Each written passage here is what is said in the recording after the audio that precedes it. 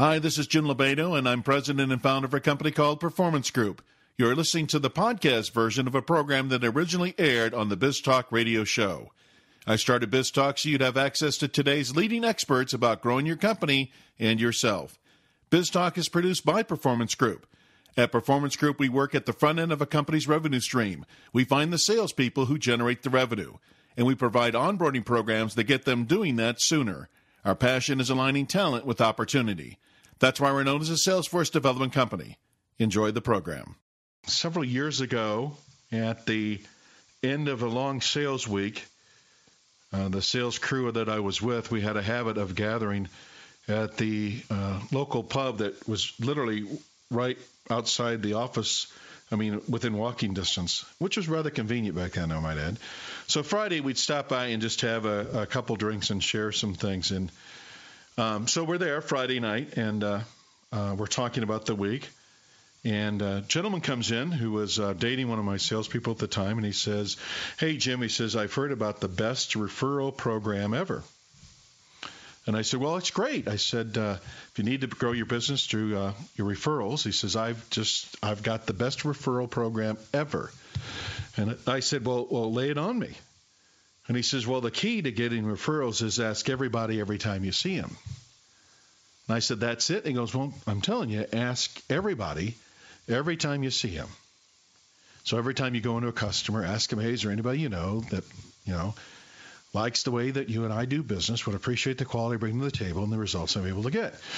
And I said, "Oh, okay, that's it. I'll try that." So for the next couple of weeks, when I'd stop in and see a client, I need to ask you. And, anybody, that likes the way we do business and would appreciate the level of service I give you and the results you're able to attain. And, of course, the answer came back no. But the more I persisted with this and the more I came back to them, I actually had clients start to say to me, before we start our meeting, I know you're going to ask me. So I had dinner with this guy the other night, and this is somebody that you should know. And I told him you'd be calling. And I thought, wow, this stuff actually works. And so if fate would have it, literally probably 6 or 8 weeks later, I run into the boyfriend of my sales rep again at the same pub on a Friday night. And I said, "Hey," I says, "I need to thank you for giving me that best referral program ever." And he says, "What are you talking about?" I said, "Oh, well, quit kidding me." I said, "Thank you for that best referral program." He says, "I have no idea what you're talking about." And I said, well, and I recalled the conversation where, 6 to 8 weeks prior, he had told me about this method, and I've been actually out in the field using it, and it's been quite effective, and I wanted to thank him for that. And I'll never forget this long. He looked at me and goes, "Oh, that, yeah." I said, "I don't know if that works." He said, "I started this seminar somewhere." In other words, he wasn't using it. Now I thought, well, isn't that interesting? So the reason I share that story with you is the fact that we have the leading authority with us tonight, Matt Anderson. He's graciously going to share with us what he's learned over the years about not only building his business through referrals, but by teaching thousands of people all over the world on his techniques that work. But they won't work unless you try them. So my challenge to you tonight is you listen to Matt. I'll guarantee you'll walk away with one good idea. And sometimes all you need is one good idea to help getting going in the right direction. So we come back, listen for that one good idea when Matt Anderson from the Referral Authority joins us right here on BizTalk. Growth hormones for your business. This is BizTalk with Jim Lobaito on News Radio 1040 WHO. I don't know about you, not to sidetrack from our program here for a second on Father's Day, but hearing Ronald Reagan, who's been on WHO in that promo, and then as the program ended previous to this, when the two Jims, hearing Jim Zabel sign off again one more time, I don't know, it just sends chills down my spine at some of the great broadcasters who've been on this radio station who are sorely missed at this time. So anyway, on our program tonight, we have Matt Anderson.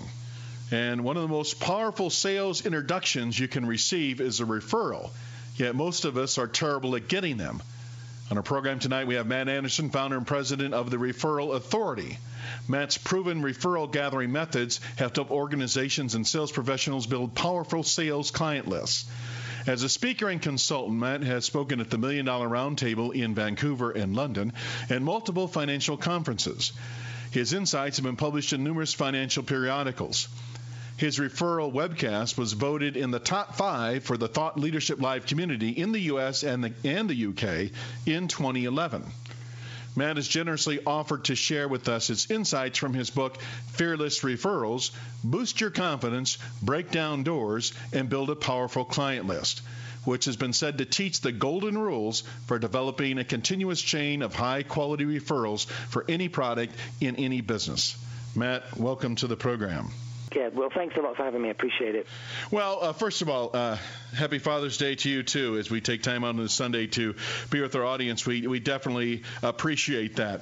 So, Matt, this is probably one of the top topics that every sales professional and every business executive, I think, knows that they need to be good at. And I'd hate to say that probably most of us aren't good at that. And as I did my research for our program tonight, you built your business on referrals. And so maybe I was thinking, well, maybe this Matt guy is just one of those guys who's naturally good at referrals. And we've all run into those people. So my first question, and really for the audience tonight, is are the referral skills that you talk about, are they really teachable? Is there hope for the rest of the world that maybe not be good at this? Well, absolutely. So a little bit of background about me. I was about 12, 13 years ago, I was teaching 4th grade, and then I taught 7th grade for a couple of years. There were no business people in my family at all, and so I didn't have any background, any role models in how to get good at this. However, because I really didn't enjoy trying to teach 12 and 13-year-olds how to punctuate sentences, so much so that when I started my own business, I really, really didn't want to have to go back to doing that. So, and because I didn't have the money to advertise when I started out, and I've always been afraid to cold call, that referrals was the only way I was going to continue to be self-employed and to grow my business. So in other words, I put a lot of leverage on myself to make sure I got good. And it was probably 3 years of sort of being more of a general business coach before I decided I'm just going to focus on referral coaching. I'm guessing from your accent, you're from across the pond, as they say. So did you start your business in the UK, or did you come over to the United States and start your business? Well, I've been living in the U.S. for about 20 years or so, and it's interesting. I was tired of the rain in the UK, and I was tired of the cold Midwestern winters because I've been living in Wisconsin for many years. Oh. So when I started my business, I moved to Albuquerque because I thought it would be great to have 300 days of sunshine, and I didn't know anybody there. So I really sort of jumped in at the deep end, and that's when I learned that whenever I asked people, I was desperate for business when I started out, and I'd say to people, where'd you get your business? And people would say, generally speaking, people would say, well, most of it's word of mouth. And I'd say, well, how do you do that? And they'd say, I don't know, really. I guess I just try and do a good job for people. And that's when bit by bit, I realized, okay, this is an important subject. And I was surprised how few books there were on it. And then I talked to people at different companies, and it didn't seem to matter what industry they were in, but virtually no one got training on the subject, and it just didn't make any sense.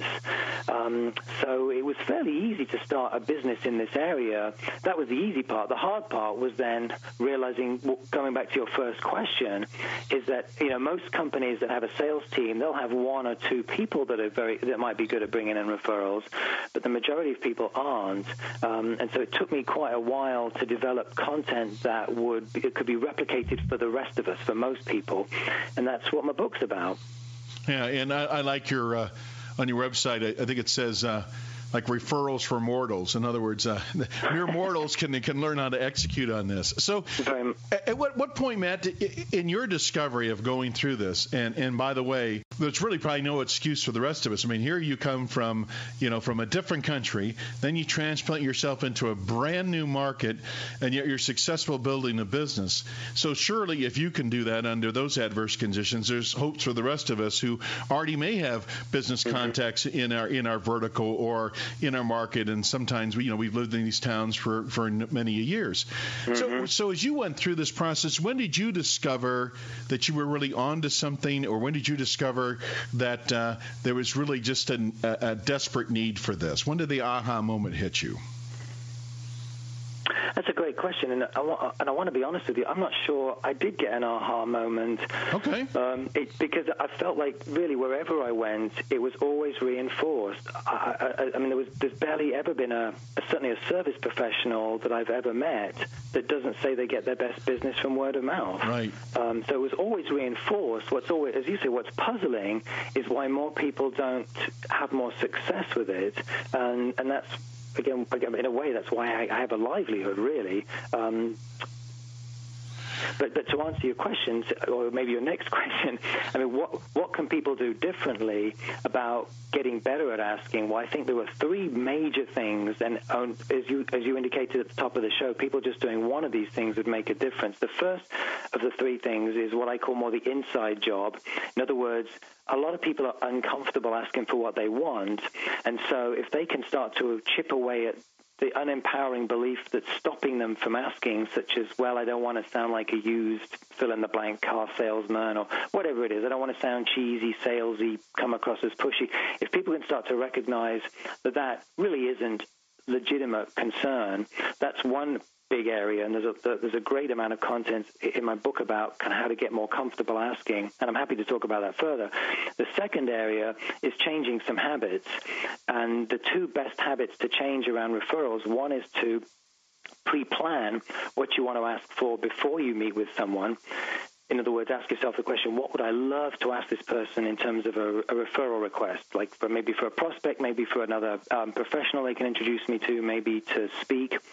And then, so keystone habits. So one is pre-planning your ask, and the other one is tracking asks. If people would just commit to measuring and asking more, they're going to practice this skill more, and they're going to start to get better.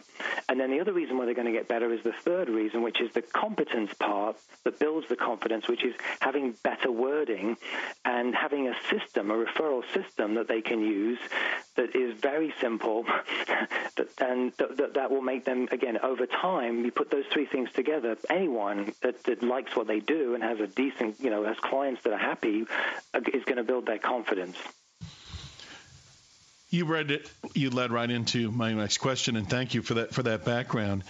Yeah. Because you're one of the few people that I've interviewed on the program that talks about the fundamental of what's holding people back, which is sometimes our own beliefs. Mm-hmm. People will not act incongruent from what they believe in. So if people believe they're bad at referrals, guess what? They're probably bad at referrals. So right. What is some of that head trash, or I call it non-supportive beliefs out there that prevent us, no matter how many techniques you're going to teach me, prevent us from asking for good referrals? What do you run into when you're talking to people? Well, Jim, the most common concerns are coming across as pushy. That's probably the number one thing. And then other major concerns are, I don't want to sound salesy. I don't want to spoil this relationship. Don't want to use wording that might come across as cheesy. Those are the biggest concerns. And of course, wrapped around all of that, I guess, a fear of being rejected. And the ironic thing about that is that can so easily be avoided by asking people that you have a decent relationship with, or with clients where you've done a good job or they've told you so. I mean, yes, is there more to it than that? Yes. But I mean, really, relationships where you have water in the well, those are the people to be asking. Let's talk about getting more comfortable doing this. Because if we won't act incongruent from our beliefs, the other thing I found most people won't do, they won't do things that are uncomfortable. I always tell, people I'm working with, it's just like, well, first of all, get comfortable being uncomfortable. I mean, we're all uncomfortable in some instances at sometimes. How do you get comfortable with that? So if I perceive I'm bad at this, or I actually am, or I'd like to increase in this area, how do I get more comfortable? What's the first steps I should be taking? If I were to do only one thing differently in that situation, write down 20 reasons why people should do business with you. And what will start to happen as you do that is you'll start to realize that you have to be your own number one fan. It's not realistic to expect other people to enthusiastically endorse you if you can't congruently look them in the eye and believe in yourself enough to think that you deserve to be recommended. And so just one quick example, I had a client called Corey in the Twin Cities a couple of years ago, and he did this exercise. And after he'd done it, I said, well, did you get anything out of that, or what did you learn? And he said, well, it was quite helpful. He said, but I think what I realized after doing that is, if not me, well, then who? In other words, why shouldn't I be the one that gets the business? And what was interesting and what was realistic about this story is that he didn't transform and start getting 20 referrals the following week. The following week, he probably got one more. But what he did, and I didn't know this for 3 months, but what he did was he put a Post-it note on his computer screen that said, if not me, then who? And he just kept thinking about that before calls, before meetings, and slowly but surely, he started to win his thinking over and realizing that, I am as good as anybody else, and why shouldn't I be the one, and why should some stranger who may not be as competent get this business? I ought to at least speak up. So that can be a big piece to starting to shift the thinking. And like I said, it's not the only thing. I mean, because for some people this isn't easy, and that's okay. And that's why changing habits can get you to do things differently until you start to believe differently. And then the third part is if you have a system in place that will make you more competent, and that builds confidence, and that can get you over that hump as well. So it's not all internal, but those are some of the things that will make a really big difference if people consistently, plug away at wanting to get better at this. Get more comfortable, change your habits, ask more, work off a script, run it in the system. I think that's what I heard you say. Absolutely. Okay, and I'm confident that's all covered in your book, too. Absolutely. Okay. Oh, and the book we're talking about, is Fearless Referrals. And I think anybody out there that is trying to build a business through referrals should definitely start this as a primer. And also, I loved your website, and I love what you're writing about on your blogs. Thanks. Let's talk about the elements of a good referral, though. I'm assuming is there such thing as a bad referral, or are some referrals better than others? Oh, absolutely. I mean, clearly a bad referral would be to somebody you don't want to work with or can't help. A good referral ideally fits the type of business that you're looking to do more and more of in the future. And one thing that is a shift for most people is that they need to, when people listening to this, you want to take more responsibility for letting people know what business you want and who you can help the most. And I think one of the tendencies in the past is that there's just this assumption that we hope everyone will just be out there talking about us and will somehow know all of this stuff. And unfortunately, of course, that's a tiny percentage of people. So one of the shifts is doing a better job of being more clear about what type of business you want. In fact, that's the most important thing about getting referrals, is be really clear about exactly what you're looking for, so you make it really easy for people to help you. And you make it sound so simple, but the simple things necessarily aren't easy. In a former life, when I used to coach salespeople, and I'd say, what's the big sales call you got going next week? And they say, Wednesday I'm going to go see this company. It's really important. And I say, well, what outcome do you want from that? And then there's silence. Like they're going to go have a good conversation. I understand you're going to have a good conversation. What's the outcome you're looking for? So I think you're spot on by saying, what do you want? What do you want to walk away from? But more importantly, what type of business do you really want to get? And can you describe the ideal? So maybe another exercise people in the audience can go through is, do you know what a type of business you want? What does that customer look like? Or what type of products do they typically buy? Or how do they treat you in the interaction or the relationship? And I think getting clarity around that would probably help. Okay. Go ahead. I'd say, you're right. This isn't a complicated subject. So you say, it's nice of you to say, make it sound easy. And certainly I've been working on it a long time, which helps get clarity on this. But the funny thing about this topic, it is for the most part, it's a very straightforward subject to understand, but it's one of those things that doing isn't anything like as easy. And I think that's one other reason why many people don't get the results they want, is because they think it, therefore, because it's fairly straightforward to understand, that therefore it's easy to do, and then they don't put in the time to get better at it, to really develop that skill set.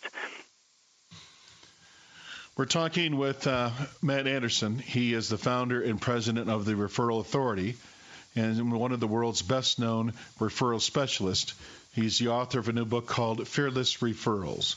When we come back, we'll ask Matt about some other techniques you can do to warm clients up to actually give you more referrals. You're listening to BizTalk on News Radio 1040 WHO. The conference call you actually want to attend. BizTalk with Jim Lobaito on News Radio 1040 WHO. On our program tonight, we have Matt Anderson, the Referral Authority. We're talking about his new book, Fearless Referrals, Boost Your Confidence, right? Break down doors and build a powerful client list. You know, sometimes we have breaks, Matt, so I can just think of the next question. Sure. But so I was thinking over the break here that this also works in reverse. That when you, a person, is looking for a referral, the more specific we are, the more we can help our network find that person. Because I was thinking the other day, I'd like to entertain talking to a new financial planner. And I tell people that, well, I'm just kind of like to have a new financial planner. Well, I got this buddy, he does this. Oh, maybe I'll talk to him. But what I'm really looking for is a financial planner that will sit down and review with me monthly exactly where we stand, who's able to understand the tax laws and implications as best we possibly can, given, they kind of change a little bit for a small independent business owner and the effect they're going to have, and also someone who can help hold me accountable to planning out the future. Now, if I gave that description, I would probably get better referrals. Is that right? No question about it, yeah. So that clarity works both ways. When you're asking, as well as when you're saying, here's the type of people that I like to work with, or here's the manner in which I do work. So I think the onus goes on both sides there. Yeah, and there are other ways that people identify prospects as well, in addition to perhaps having certain bullet points of things they're looking for. That's certainly one good strategy. But one of the things that I work with people on a lot is putting together multiple strategies of identifying prospects. And I find that most people, we talked earlier about the comfort zone, are stuck in a comfort zone of maybe they've got one, maybe two strategies to do this. But really, if they want to be more resourceful and truly certainly get more referrals, it's good to have more of a toolkit of options. And so, as I said earlier, being clear about what you want is one thing, but there's multiple ways to identify what it is that you're looking for. So I'm happy to talk a little bit more about that too. Absolutely. What other strategies could I employ to have a multi-attack front? Yeah. So one of the ones I mentioned earlier, which is, I call it pre-planning, and it is probably the best habit that exists around referrals, which is thinking ahead of time before meetings what it is that you'd love to ask, again, more from a business standpoint. And, I mean, the simplest example I could give is think about the first meeting you've got, business meeting coming up this week. Say you're meeting with Bob Smith. What would you love to ask Bob? And if your mind draws a blank and you say, well, I really don't know who Bob knows, then that's a wake-up call to do various things. One is that however you take notes in a meeting, have some kind of visual reminder on that page that you want to start listening more carefully for things that might come up in the conversation that sound like business opportunities for you, where you can jot that down. Now, I'm not suggesting you necessarily immediately bring up and say, oh, can I meet this person? That might be inappropriate. It might not be the right time. But to start, I call it fishing. So that's one thing that people will do differently. And then when that doesn't happen, then to start to develop even just 2 or 3 different questions to start asking the people you meet with that give you a stronger sense of people in their network that describe people you can help. And there's ways to do that without feeling like you're stalking. So those are 3 strategies. And then the other 3 that I talk about, one is really just kind of creating more of a prospect list, I suppose, of people that maybe fit in that same target market or demographic of people you suspect they know, and certainly that's where, using the internet and LinkedIn can be helpful. And then the other 2, one is storytelling, which some people are very good at. So that would be, let's just go back to your financial planner example. Let's say your current planner wants referrals from you, and she knows that she's been helping you, let's say, with the sale of a business, but maybe that's all you really think she does. So she maybe deliberately tells a story about some other thing, part of work that she can do. Maybe she talks about how she can help people that are going through a divorce or who are, going close to retirement, but deliberately doing that in a way that it jogs your memory, and you say, oh, I didn't know you could do that. You might want to talk too. So all of this is about memory jogging and making it easy, narrowing things down. And my last example, I call them generic specifics.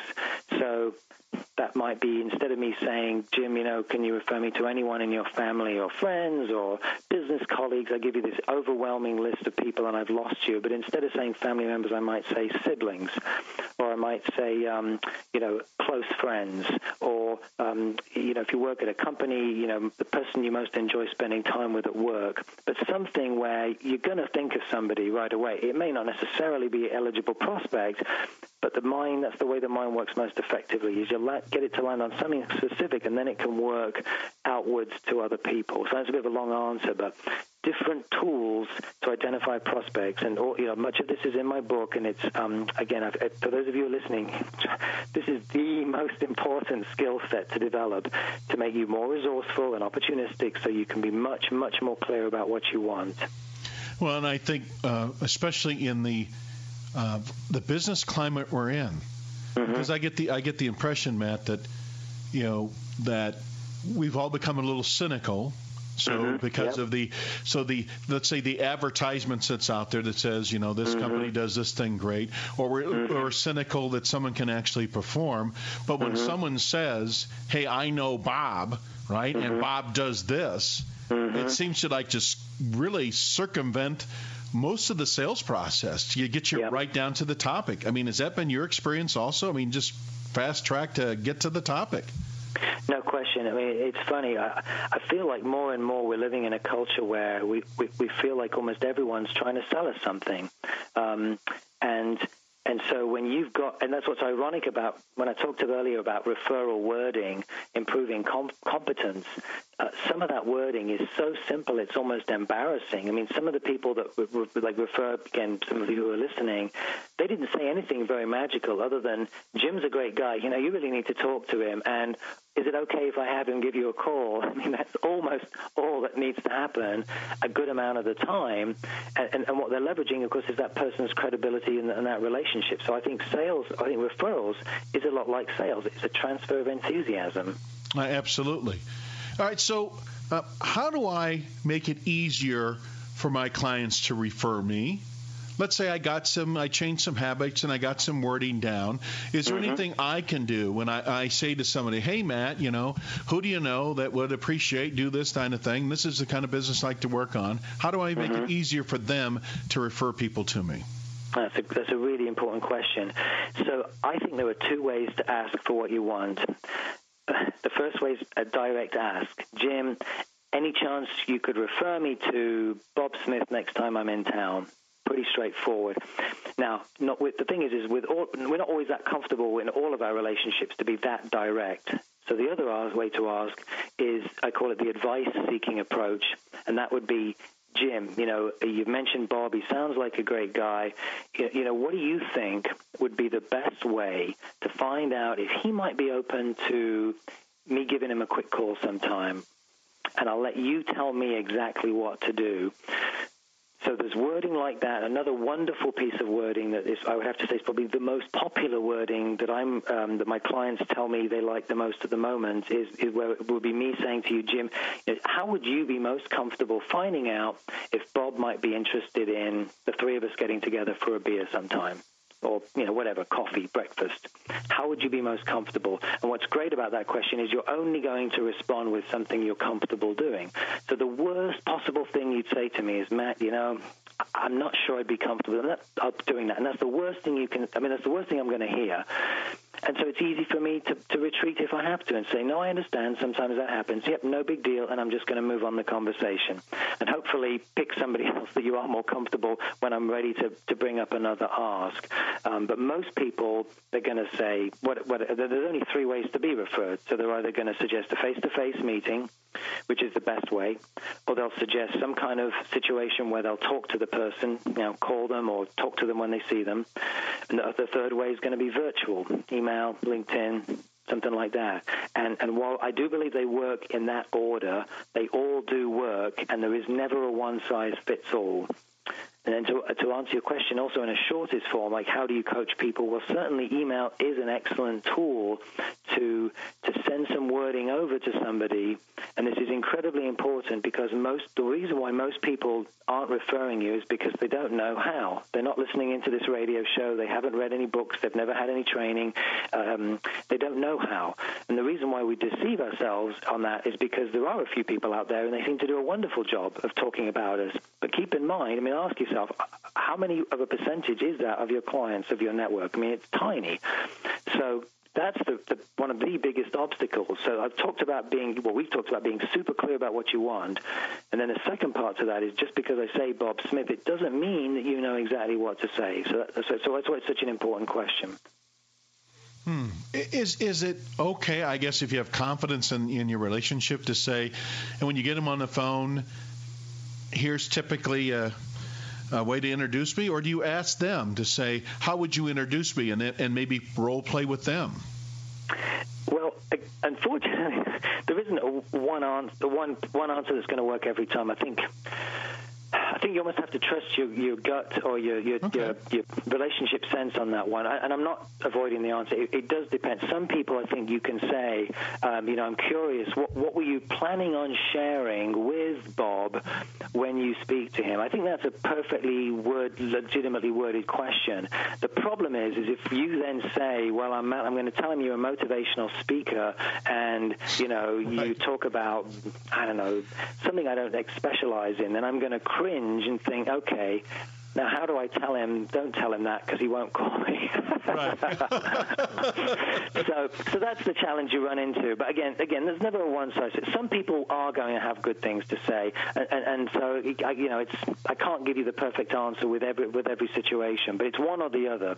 Okay. You either ask them and see what they say and try to tweak it, or again maybe you leave it at that. And then I would say to almost every situation, unless somebody's already doing it well, in which case we leave those people well alone, I would recommend it's hard to go wrong with a quick follow-up email saying, Jim, great to see you yesterday, something personal, and then saying, and I really, really appreciate you, and this is language I like, I really appreciate you putting in a good word about me too, Bob. And then I would say something like, the easiest thing to share with Bob is, and then it's basically the same stuff, that I do a good job, that you highly recommend me. Is it okay if I reach out to him? So it sounds like soft language, but it works.